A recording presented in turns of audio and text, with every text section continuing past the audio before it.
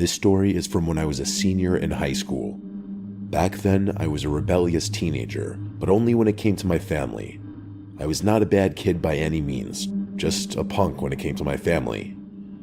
I had a loving family, but I was that kid who was too cool to spend time with them. They always expected me to entertain my little brother Jake, who was only 10 years old at the time of this story. I was 8 years older than him. With that age difference, we may as well have been different species. Whenever we would take trips, my family would usually stay somewhere on or near the ocean. We only lived about 5 hours from the coast, so it was an easy trip. This specific year, they decided to take a trip to Maine. Don't get me wrong, it was beautiful, and as an adult, I would love to go back. But as an 18-year-old, I thought that this was the worst trip we could ever take. Before I continue the story, let me just acknowledge that I know how much of a piece of garbage I was back then. Even as I write this, I can't believe how much of a little punk I was. We got to the house, and it was incredible. It looked like something out of a Stephen King novel, which was fitting because we were in Maine. It was a massive white house with green shutters that was deep within the trees. My dad even made the joke, "This is how most horror movies start, isn't it?" Probably not the best thing to say in front of a 10-year-old, but my brother didn't care. He was just as mesmerized by the house as I was. Inside the house was almost like a maze. The back center of the house was a huge living room that had an awesome view of a forest behind the house. The rest of the house had all these hallways that intersected in places that strangely didn't make sense. It was like a house you would design in The Sims, and not something you'd see in real life. The weirdest part of this place was not the hallways. It was that the house connected to a small adjoining house. The house where the owner of the property we were staying at lived. His name was Hugh. He was, let's say, strange. He was tall and wore this very old, sweat-stained bucket hat. His teeth were very yellow, but it wasn't his physical characteristics that stood out. It was his personality. He was goofy and loud, a bit eccentric even. He welcomed my family and acted very friendly toward us. He kept referring to how kind folks from Maine were. My family's polite and nodded along with him while he was talking to them. He told us that he was right next door if we needed anything, and other than that, we wouldn't hear or see him for the entire week. We weren't thrilled about having this person basically in the same house as us, but there was nothing we could do now, and we just decided to make the best of it. Well, my family decided to make the best of it. I was being the worst and telling my family that I wanted to leave. I was looking for any excuse to leave and come home. The first morning there, while we were eating breakfast, my parents told us that we were going on this great hike. I told them that I didn't want to go. After a little back and forth, they decided to let me stay at the house, and the three of them were going to go on the hike. The main reason I didn't want to go was that right before vacation, I had just started dating this girl Danny, and I wanted to talk to her. I knew if I went on the hike, I wouldn't get service, so I ditched my family to text my high school girlfriend. I was telling Danny about the house and sending her pictures of the weird layout. When I told her about the adjoining house, she didn't believe me. I told her I was going to send her a video to prove it. At the end of one of the hallways was a door. I sent her a video telling her that behind that door is Hugh's house. She still didn't believe me, so I sent her a video.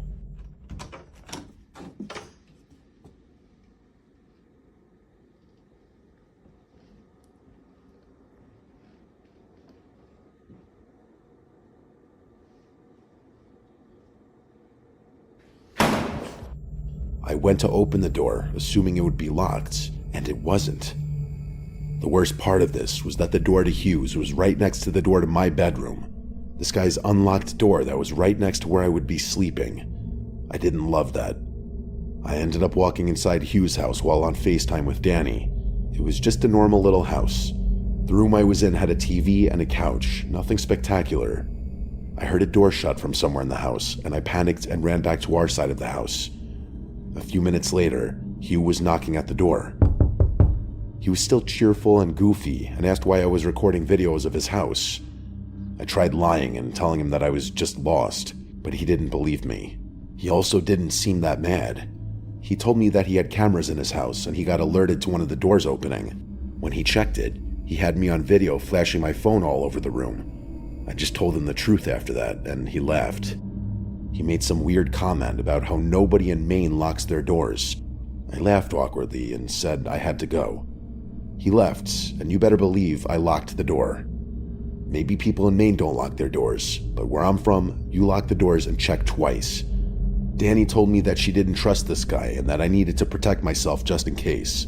I carried a large wooden chair over to the door and basically propped it against the door as a makeshift lock. When my family came back, I told them about the weird interaction with Hugh, but they were more angry with me that I went into his house. They were right, but I still yelled at them anyway. My parents had only been back for maybe 30 or 40 minutes and told me to get ready because we were going out for dinner. Again, I protested and said I wasn't leaving. My parents were still a little upset about the Hugh thing, so they didn't bother fighting with me. They told me that they would bring food home for me. Not long after they were gone, the sun went down. I looked out the windows and it was pitch black, like no light at all. A couple of hours later, I was sitting on the couch texting Danny when I heard a loud crash. I sprang up right away.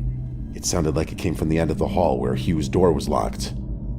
I started putting pieces together in my head, and I concluded that the sound very well could have been the sound of the big wooden chair being knocked over. My first thought was that Hugh was trying to get in. I snuck over to the hallway, wanting to catch this creep in the act. It was too dark to see at the end of the hall. I flipped the light switch, and the chair was knocked over, and on the ground next to the chair was a backpack that wasn't mine. I ran to the screened-in front porch, locked the door that led to the inside of the house, and made sure the screen door to the outside was locked. I know it's not exactly a fortress, but it would at least give me time to make a move if I needed to. I sat in the fetal position on the ground under a patio table. I didn't know what to do, and of course, I left my phone in the living room where I was texting Danny. I heard footsteps coming from inside the house. Not erratic movements, just normal walking. I don't know exactly how long had passed, but it was at least several minutes when I saw the headlight of my dad's van pulling in. I got up, ran outside, and told them to stay in the car. My parents were confused because I was speaking incoherently about what happened. That's when Hugh came over, and I just about fell on the ground. He leaned over to my dad and said he needed to talk to him in private. I tried pulling my dad back, but he basically just dismissed me. I could tell by Hugh's body language that something was wrong. He wasn't being gleeful and silly anymore. He looked like he had seen a ghost. My dad shook Hugh's hand, turned to me, and told me to get into the van. He said that we needed to go somewhere quickly. My little brother was confused, and I could tell my dad was freaked out.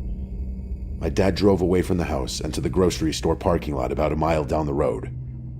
Just minutes later, we saw several police cars drive by the parking lot.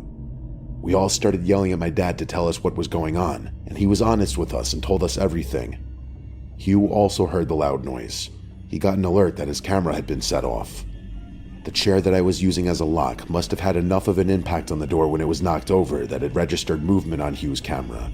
He assumed I was trying to get inside his house again. He thought that maybe I was trying to pull some kind of high school prank. He checked the cameras and didn't see anything.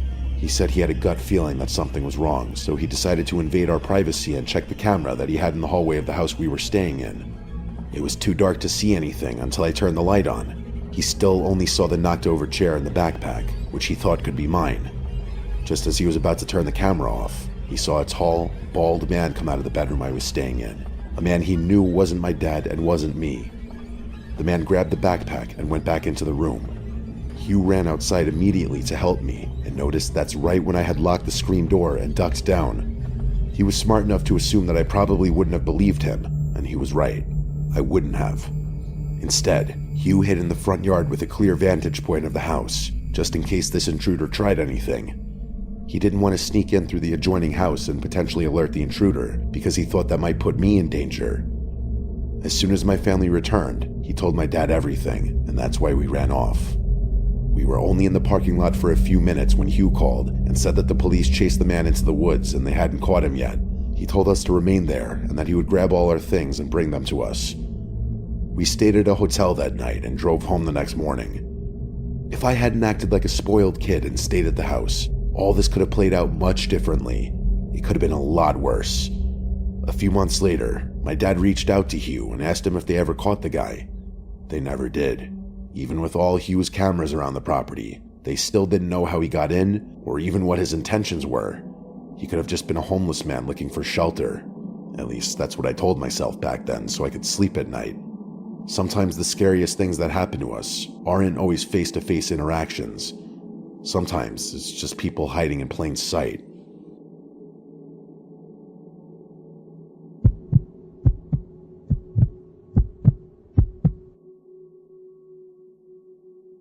Every year, my family goes on this epic vacation together.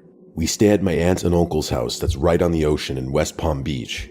Their son Will is the same age as me, and we've always been good friends. It's also not just my immediate family. My other aunt and uncle join us and bring their kids as well. Their daughter Teresa is my best friend. We went all through high school together, and because we're the same age, have the same last name, and kind of resemble each other, everybody thought we were twins. We would love these family vacations because we would tell strangers that we were twins. As we got older, Teresa, Will, and I would party like rock stars on these family vacations.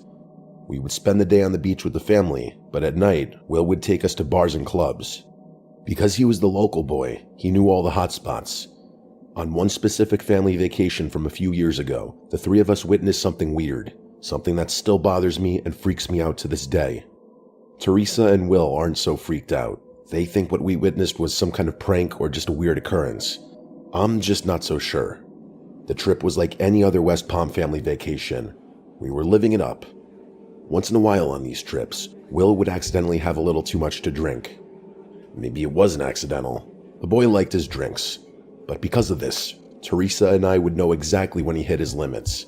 That's usually when we would call it a night and find a ride home. I was always responsible for us getting home. I would only drink to a certain point, and then spend the rest of the time making sure that Teresa and especially Will didn't end up in a ditch somewhere. On this specific night, Will started getting a little rowdy in one of the bars. He kept saying that because he was a local, he could run his mouth, but that's not a thing. He was making a lot of people inside the bar mad, and he ended up getting thrown out of the bar we were at. And I mean, he physically got thrown out of the bar by the bouncer. He was mumbling a little bit, but he was fine. He didn't hit his head or anything. I think his self-esteem was hurt more than anything. I told Teresa to watch him while I tried to find us an Uber or another way home. He kept calling me a buzzkill, and that's kind of how I knew it was time to go. I secured us a ride that would be there shortly. While we were waiting, I called my boyfriend and just told him about the night we were having. He laughed and told me to call him when I got back to the house. Just as I hung up the phone, Teresa ran over to me freaking out. She said she wasn't paying attention to Will while she was on her phone, and he got up and wandered off. The boy was in no condition to wander anywhere. I tried calling him, but his phone kept going right to voicemail, which is right on brand for Will. After a few minutes of running around the streets yelling his name, I heard Teresa shout at me that she could see him. Thankfully, it was Will. He was walking in a very crooked line and heading towards the swamp or forest or something. I don't know what you would call it in Florida. I don't know the difference between what qualifies as a forest or a swamp. It was a heavily wooded area with a lot of mud and dirt.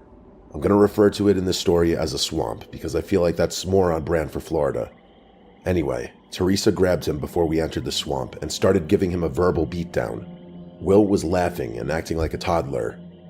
As soon as Teresa let go of Will, he sprinted into the swamp. I don't know if it was adrenaline or rage, but without thinking, we sprinted into the woods after him. It only took us a little while to catch up. He was so messed up that he wasn't moving very fast. Using the flashlight from the cell phone, we were able to see just how dirty and gross this area was. Our feet were completely covered in mud. As we started heading out of the thick brush, Will, of all people, told us to shush. We both looked at him like we were going to smash him in the face, and before we could speak, he told us to be quiet again. He ducked down and looked scared. This was a completely different Will than 10 seconds ago. It didn't take us long to realize why Will got down. We heard shouting and screaming coming from somewhere in the swamp. It wasn't just normal screaming, at least to me. It didn't sound that way.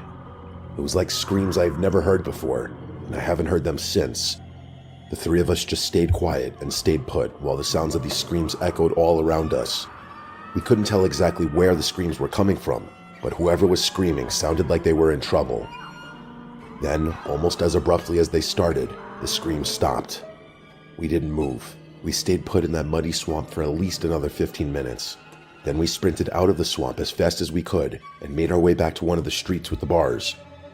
We got a ride home and sobered up real quick.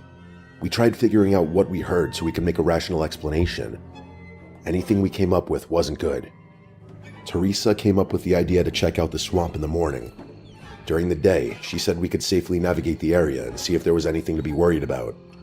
I know I would never be able to navigate my way back to exactly where we were that night before, but Teresa's good like that. She's like a professional hiker, and she proved that by getting us to the exact spot we were hiding in the night before. All 3 of our indents were still in the dirt from where we were hiding. We all talked for a little bit about what direction we thought the screams came from, even though it was hard to pinpoint because of the way the scream echoed. We all surprisingly agreed on the same general direction. Teresa led the way through the thick brush. This wasn't like a normal path. We were basically walking through bushes and mud puddles. A few minutes later, Teresa gasped. On one of the tree branches was the sleeve of a denim jacket. Just the sleeve. On the ground below the torn sleeve was a bunch of different footprints in the mud, almost like it was a struggle of some kind. I was ready to go back, but Teresa pushed forward a little bit. Not far from the sleeve was a small opening surrounded by trees. On the ground was the rest of the denim jacket. Surrounding the jacket were more of the footprints in the mud that looked like they were all bunched up in one spot, again making me feel like a struggle took place here. Leading away from the jacket was one set of footprints, and they led straight into more thick brush where it was impossible to track the footsteps anymore. I was done with all of this. I told Teresa and Will that I didn't feel safe anymore and that I wanted to go back to the house. They weren't as freaked out as me, but they were uneasy about all of this. We went back to the house, and I don't know why I let them talk me into this, but we agreed to just let it go. I was sure at that moment that we had witnessed some form of potential crime, but Will and Teresa didn't fully agree. They said it was possible, but most likely it was just a joke, or even more likely a coincidence that we found the code and just happened to hear screaming the night before. Will also convinced us that if we got law enforcement involved, we would be the only ones linked to the crime, if there was one, and that scared us, even though we clearly had nothing to hide. He made the point that it's possible the cops wouldn't believe 3 young adults were just in the middle of this random swampy area and witnessed a potential crime. Would they really believe that our drunk cousin just wandered into the swamp? If I could do it over, I would have called the police right after I heard the screams. At the time, I just thought Will made good points, and I thought it was best to just move on and forget about it. It's been several years now, and I still think about that scream. I've always wondered if I truly witnessed a crime, or if I just witnessed some intense domestic issue. I'm happy to get this story off my chest. It's been therapeutic in a way to share this. I hope nobody has to ever hear those kinds of screams in your lifetime, because you'll never forget them.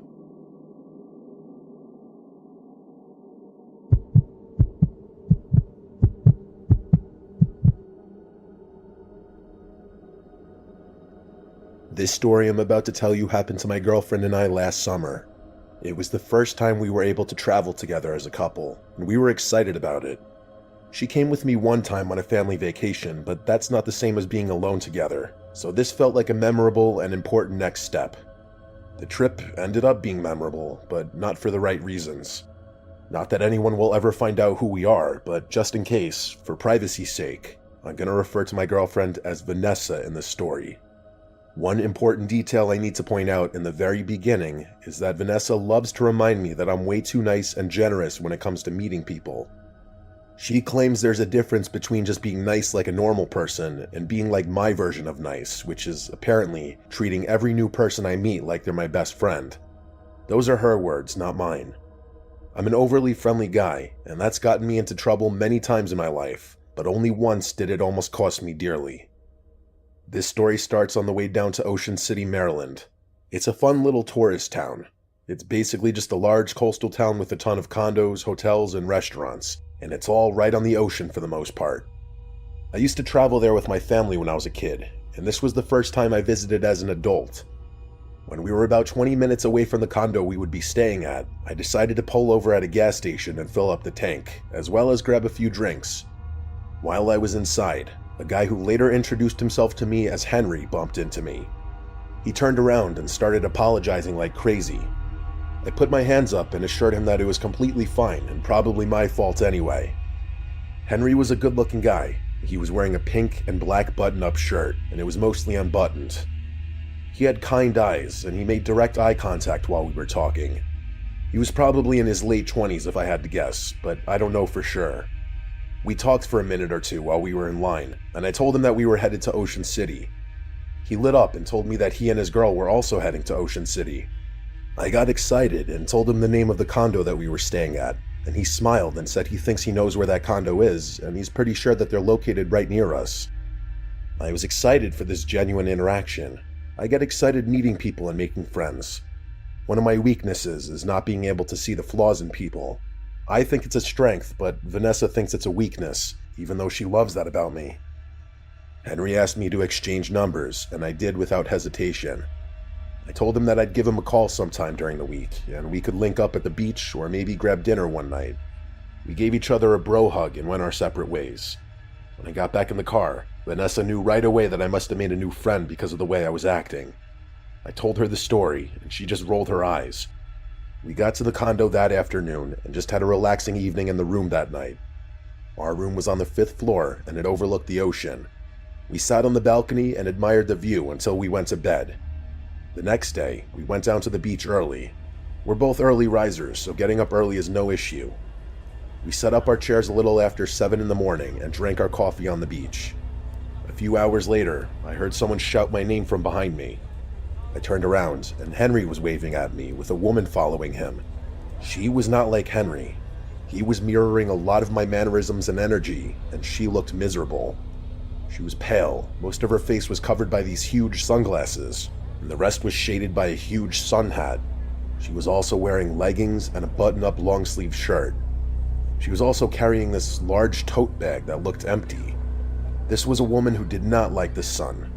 She didn't say much.